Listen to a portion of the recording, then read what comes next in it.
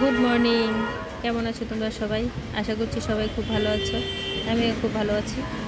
তো আজকে দেখো, সকাল সকাল চলে আসলাম তোমাদের সামনে।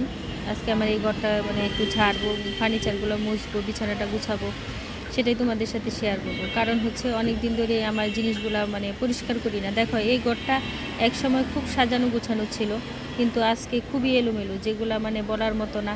আমি কোনো মানে আমার ঘরের কোনো কাজ করতে ইচ্ছা করে না, মাঝে মধ্যে একটু একটু ব্লগ করি, তাই শেয়ার করি। কিন্তু ঘরের যে আগে কাজ ছিল আমার রুমের, মানে ঘর গুছানো, জিনিসপত্র মোছা, ফার্নিচারের মোছা, মানে সব কিছু পরিষ্কার পরিচ্ছন্ন করে রাখা, মানে এগুলো এখন আমার মানে মাথায় কাজ করে কম।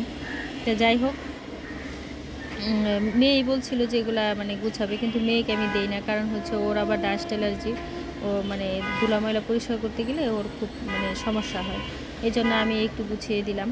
তো ভাবলাম ওর খাটটা, বিছানাটা ঝেড়ে তারপরে মনে করো ওর পড়ার টেবিলটাও আজকে মুছবো। তো যাই হোক, কোনো কিছুই তো আর থেমে থাকে না, সব কিছুই চলবে, সব কিছুই ঠিক হবে। হয়তো একটু সময় লাগবে। মেয়ে, আমিও মনে করো যে এখন মেয়েটাকে নিয়ে স্কুলে যাওয়া আসা, সংসারের কাজ। যদিও আমার জয়েন্ট ফ্যামিলি, একসময় আমার যখন কাজ করতে ভালো লাগে তখন করি, যখন ভালো লাগে না তখন করি না। সকাল সকাল মা উঠে যে মা পূজা দিচ্ছে, মারও তো বয়স হয়েছে বলো, তারপরও তো উনি উনি যতটুকু পারেন উনি আমাদেরকে সাহায্য করেন।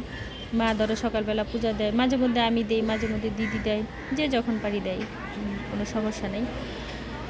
এই বয়সে মার যা বয়স, এই বয়সে যে উনি ছেলে হারাইছে, মার যে একটা ছেলে হারানোর শোক, এটা কি ভোলা যায় বলো?